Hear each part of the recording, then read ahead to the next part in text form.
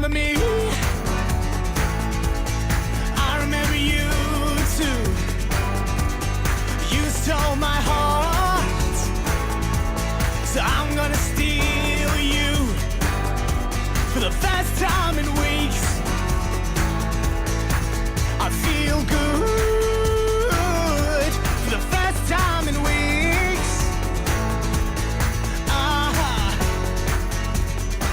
Hello and welcome to Show House, your favorite property show that talks to you as a buyer or a seller. I'm your host, Kura Chiota. Together we are going to guide you through where to buy, when to sell, and how you can make the best choices when diving into the property market. We're joined by our resident experts, Mr. Aidan Bennett from Aidan Bennett's Designs, who will inspire you with his creative insight, Mr. Mark Banks, who will not only make you roll over with laughter, but will also give you personal advice on your property. And we welcome the ladies' touch. We have Adrian Hirsch from Adrian Hirsch Properties, who will help you understand what are the trendy spots to look at when you're buying or selling your property. On today's show, we head up to the slopes of the Magaliesberg Mountains to the banks of Hartbeespoort Dam. We chat to some of the locals and see what really makes this resort town an amazing place to break away to. We open up your bag of emails that you've sent in and answer some of those burning questions that keep you awake at night, and then take a bit of a look at our inspiration of the week. If you would like us to feature your property on the show, or if you've got any questions regarding the buying or selling of your home, email us pictures of your home and your questions to showhouse@thehomechannel.co.za. Also, remember to follow the Home Channel SA on Twitter as well as Facebook, and use the hashtag Showhouse if you want to join in our conversations. Adrian, tell me a little bit about the nature of Hartbeespoort. Is it a community in and of itself, or is it a retreat for antsy Gautengers? I think it's both. I think most of the people who live there are people who want to be in a holiday type of environment, close to the city centres, easy accessibility, as well as the ones who are, as you say, the Gautengers that want to be in the who's who spot. And Mark, I know you don't hang out in the traffic jams that happen sometimes in the middle of the hot summer, and you buy a bit of boikikos on the side. No, but being a Banks, I like to hang out where there's water. Especially Hartbeespoort area, you've got all forms of water. You've got the river, the lake, the vlei, waterfalls, windsurfing, attempts on Thor Heyerdahl's Kontiki expedition, all taking place on one Saturday morning. Great stuff. We took a drive up to the dam to see what it's all about for ourselves. Have a look at this.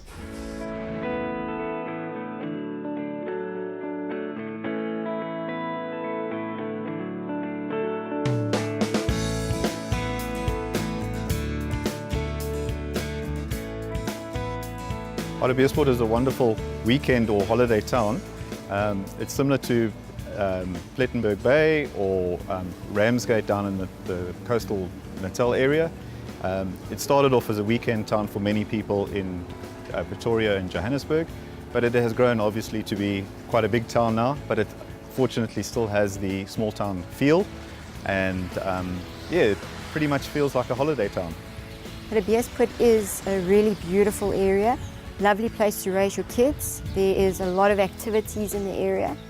The area offers a beautiful Magalies mountain range and lovely scenic views of the dam. It's a small little town where you actually can relax. It's a weekend town, so everything in Hartbeespoort happens over weekends, and it makes it very safe for our children. It makes it very nice for us to let our children grow up in.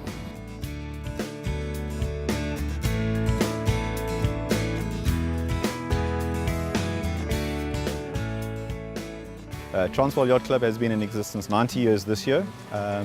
It was established just a year after the dam was built in 1923.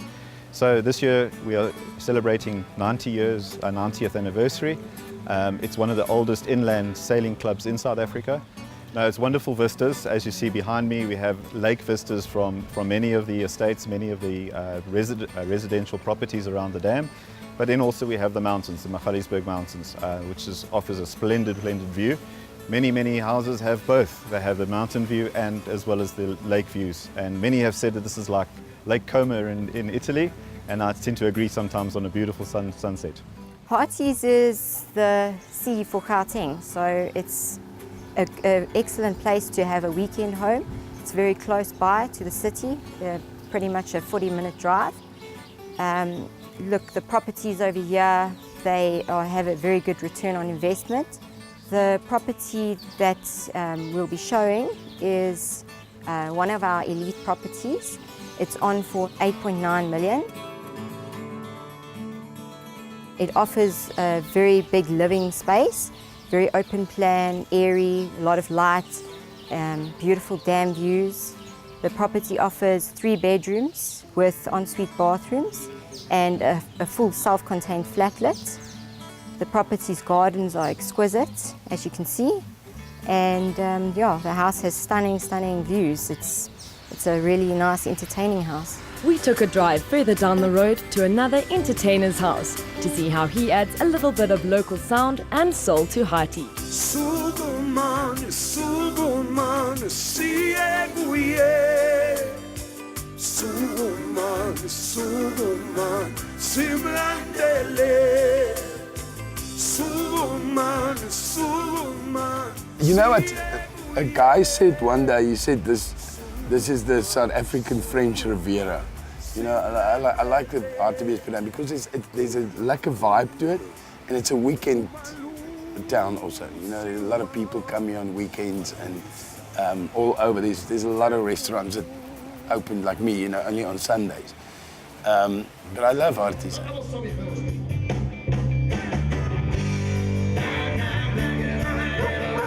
You know, Artis is, I mean, it's kind of in between Pretoria and Joburg. And like Joburg's here, Pretoria, and then Artis is like in between. And I think this is where people go out, you know, I mean, if you can example, all the bikers, I mean, breakfast runs. I mean, thousands and thousands of bikers come through here. My most favorite thing about this town is going down to the dam at night and just being able to see the stars.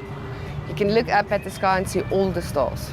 The best thing about this town is when I commute back from the city and I come over the mountain and I see the lake shimmering with the sunset, with the boats moored. It's just wonderful scenery, and you really start leaving those big city blues behind you and feel totally relaxed and, may I say, secure.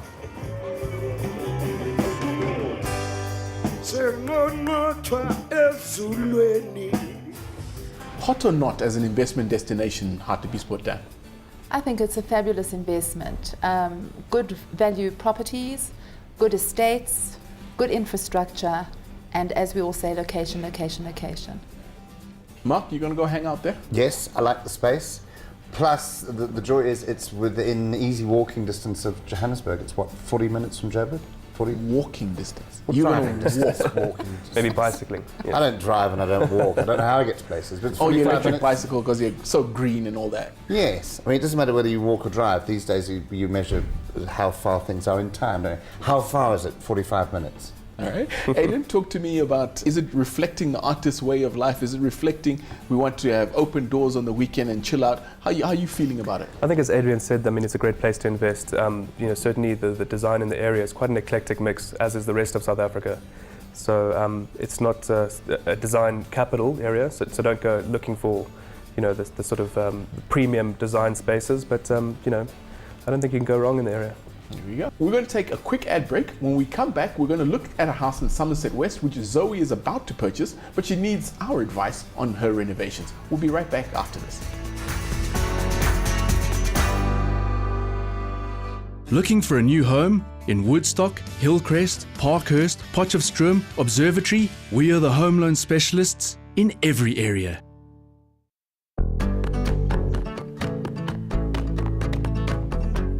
Welcome back to Show House. We received so many emails from you asking for advice on what you can do to get the most out of your property. Zoe wrote us one such letter. It reads like this. Hi Show House, I'm busy buying a property in a secure cluster in Somerset West. The property is a semi-detached simplex with 3 bedrooms, 2 bathrooms, the main ensuite. The property has a lovely little garden for my dog and my little daughter to play in. There are a few things that I'd like to do at the place to make it a bit warmer and a bit more family friendly. At the moment, there's a single garage and an open parking next to it, which I'm considering turning into a double garage. The living area is quite a tight space and the hallway is dark. The kitchen needs a sledgehammer and a complete update, as it currently seems impractical. The bathrooms are quite standard but could definitely do with an update. I understand that all of these things are costly to replace, and I don't want to overspend, as buying the property is already a costly affair. Where does one start when it comes to renovating? That's the question. Well, I mean, Zoe, my advice is you've got to start somewhere, but I think the first thing you need to understand is how much you're willing to spend. What's your budget? I mean, as you guys know, you don't want to overcapitalize on the space, because the more you invest, you might not get the return on your investment. But sometimes I look at a space like this, and my honest truth just says knock everything down. Start from scratch. You went there. I went there. But take a look at the floor plan. I think first get a budget in mind. Right. Okay. Is it 100,000 rand you're spending? Is it 200? Is it 300? A bathroom, like a starter's bathroom, is easy 50, 60,000 rand. A kitchen, 100 to 150,000 rand. So you start getting a sense of the actual costs involved, and I think you'll quickly understand. Yeah. the value. Adrian, talk to me about this thing, overcapitalization. Sounds pretty complex and painful. What is it? It is painful. I think what happens is a lot of people tend to buy properties and they don't realize that when they start the renovation, as Aidan says, one thing leads to another. You can't do one little element and then leave the rest of it. So before you even purchase the property, I think you've got to really educate yourself as to what the area can accommodate price-wise. It's very important to do your homework, to know what the values are in that area. You get a range within all areas, between a certain price to another price. If you can do the renovations and successfully stay within those frameworks of price, you're okay. So we're talking about the concept that cost does not equal value. You can spend $500,000 on top of whatever you bought the property for. It doesn't mean you've made your property more valuable because it sells in a kind of price range. Definitely not. It's also, you might have certain desires and needs, and another party that you're going to be selling the property to ultimately doesn't have those same needs or desires. So it has to be realistic. It has to be within the realms of what the area can accommodate. Now, on All Ages show, Mark, are your needs and desires catered for in this More or less, property? I think the floor is the most important thing, isn't it? If you start with the floor, when you see a kitchen and you think, well, they often say, it's a floor you could eat off, which is always nice to see. Lamb chops in the corner, chicken wings under the sink, sort of shanks of meat. Where does one start renovating? Do you start with the floor and then build up, or? Well, I mean, I think you need to start with a clear and concise plan in mind. Take a look at the floor plan, look at which walls you could do without, if they're structural walls, and look if you can actually remove it. I mean, I think... she talked about tight and dark spaces. Is a skylight an option? No, I wouldn't honestly put in a skylight. I mean, it comes with all sort of incumbent problems, leaks. I'd rather open up walls and increase the lights from window space. If we're now investing to improve the value of the property, there's always the talk, do you go for the kitchens, bathrooms, or do you go for the living areas? Where should she put her? Let's give her 150,000 bucks. I don't know about you guys, but I think the best value for money is investing in the kitchen. It's the first thing people look at in a house. And bathrooms. Yeah, and the bathrooms. I guess if you've got 150k to spend, it's probably only going to get you a kitchen. Oof. And if you just leave the bathroom, the kitchen, say this terrible bathroom, terrible kitchen, that's why the price is this. You could do whatever you want when you take over the house, because there's nothing worse than doing a kitchen and a bathroom and the people come on and say it's lovely, but the kitchen and bathroom, and it can stand out like a sore thumb. I wouldn't, in the general terms, I wouldn't advise the seller to go to that extent of doing renovations. I'd rather market the property at a price that is affordable to somebody to be able to buy it and then put their own taste in and spend their money. Is that what is termed as it. a renovator's dream? There you in go. the glossies. Oh. That means renovator's nightmare, doesn't it? Renovator's dream. Well, do people still say renovator's dream? Yeah, that is a dream. And people read and go, no, we bought one of those once. We know what that dream is. Too true. We know how it ends. But that's what I would advise, most people to do. Rather buy the property at a price that is affordable. They can put in that 20-25%, increase the value of the property, and enjoy it for the next 5 to 10 years. So guys, it's time to play Price That Property. If you at home would like to join in on the game, feel free to tweet us Home Channel SA and use the hashtag #PriceThatProperty. Well, the way this works is that you guys are going to use your vast property knowledge. You're going to you've seen the property, you understood it. We've had a couple of suggestions on what Zoe can do, but I need you to give me a price. While our experts are jotting down their values, we're going to take a short break, and when we come back after the break, we're going to reveal it all. See you just now. Looking for a new home? In Langebaan, Kloof, Soweto, Hartbeespoort, Nelspruit? We are the home loan specialists in every area.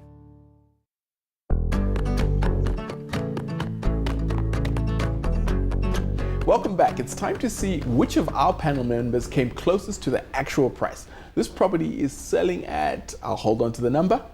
Mark? I've grossly underpriced it because I'm looking at a foreign investor. 18 Rand to the pound, you're looking at £170. 1.65 million. Negotiable. Negotiable. You know that negotiation can go both ways, right? No, but it always attracts people, doesn't it? If you say if you say negotiable, doesn't it? They always go, oh yes, we could. Then they start at about 950. Well. Aiden, drop me a number, boss. Zoe, sorry, I'm not a fan of the place. Got the wrecking ball. I think we should knock it down. Right. Okay. A bit of Miley Cyrus going in there. That's it. Yeah. Okay. 1.6 million. I'm going to split you guys up next time because honestly, they were cheating. Adrian, honestly, talk to me. Knock some sense into these young men. I'm a lot lower than they came out with. I didn't give an exact. I wanted to go between 1.1 and 1.2. I'm not absolutely familiar with the Somerset West. However, that was my gut feel in comparison to what the house had to offer. Well, I have the number. I have a drum roll in my head. You can't hear it.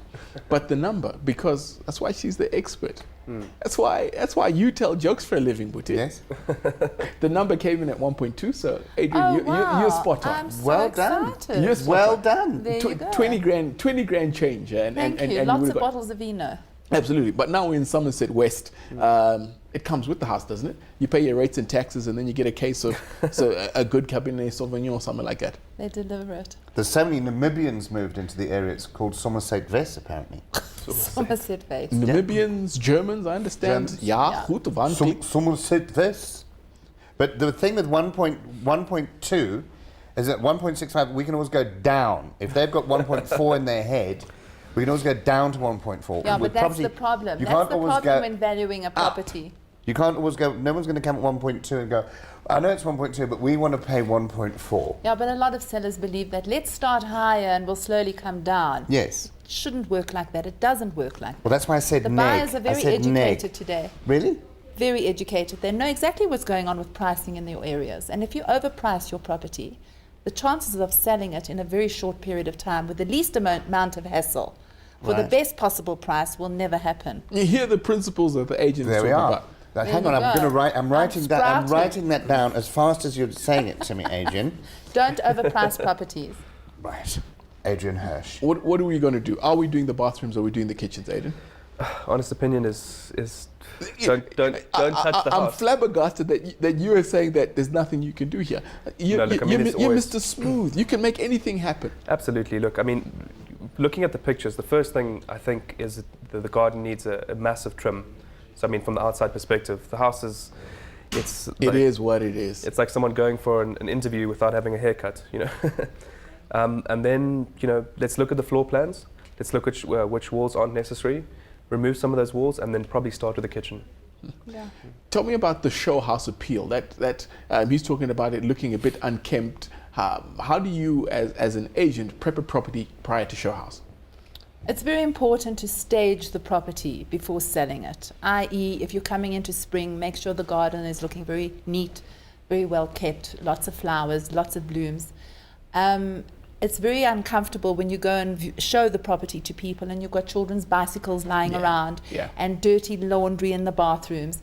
So my advice to sellers is if you want to sell your house and you want to sell it for a very good price, stage your home, take an interest, make the effort of making that property look good for viewing. And here we have Mark Banks Staging Agency. It's over to Mark. And of course, bear in mind at all times that the number of people who will come to your show day, will, like your funeral, will be completely dependent on the weather.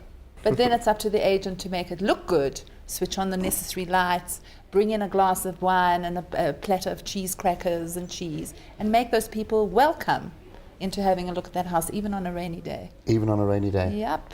Let's look at an inspirational property to see what you can get out of your home. This project involved the whole family. The son was the architect, the dad was the builder, the son's girlfriend and the mom interior decorated. Let's go and meet them.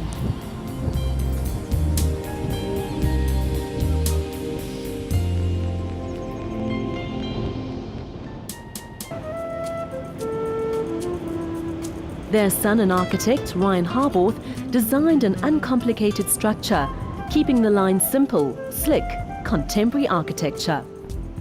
As with any beach house, it's about the lifestyle, making the most of sea views and creating a living area that seamlessly incorporates indoor and outdoor spaces. Ryan used massive glass fold-away doors in the main area, leading out to a wooden decked veranda. The bedrooms upstairs also have large windows to maximize the views, with doors that lead to a balcony. Ryan's dad, Mark, oversaw the building of the home from planning stages right through to the placing of the last light bulb. It never started off that way. We did have a project manager in the beginning, and he said to us after a short while, if I feel comfortable to carry on with it myself, I'm more than welcome. Talk me through some of the finishes in the home. From the flooring, let's discuss the flooring first. Okay. I think we had about 6 different tiles which we had to choose from, and we all agreed on this one. Yes. From a point that it's easy to keep clean. Okay. And also light. I think it went with the rest of the house. Yes. Is it a ceramic tile? It's a nano-sealed porcelain tile. The slim pool is a slice of flat ocean view on the deck, and the decking lines are parallel to the horizon. This subtle sameness encourages you to enjoy the broader picture. The timber on the upstairs bedroom deck is laid vertically to the horizon, giving a less expanded and more private feel to the room. And then we move out onto the deck where you've got... What have you actually used there? Is it a key? I hope I'm saying it correctly. I think it's called Macaranduba. Okay, okay. It's very hard wearing, and we wanted it to be natural, so that it would get like that driftwood colour, which it has. It has. It took a while, but it's now, I think, where we want it to be. So it's got that ashy grey sort of look now. Yeah. What colour was it when you first put it down? It had a reddy colour to it. And now with time, the sun has aged it. Yes. And bleached it in a sense, hasn't it? Like a driftwood sort of vibe. Yeah. The architecture of the house is elegantly simple, with clean, contemporary lines that complement the wide ocean views. The uncluttered exterior style is carried through into the interiors and hard furnishings, with ship-shaped lines that give a sense of easy order. The staircase is sophisticated in its simplicity, with key-art wooden steps that float on top of the steel beam. The steel banister with shipping cable brings in a strong nautical theme. All the interior finishes have been kept simple and slick. The family has used white as a foundation colour and added a few contrasting feature walls that keep this home fresh and contemporary.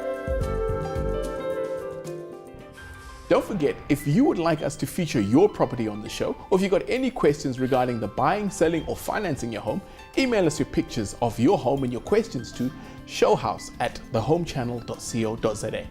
Join us again next time where we tackle more of your property issues on Showhouse. From me, Kura Chiota, and the absolutely fantastic team, Misbehavior Allowed, thank you for joining us. See you again next time.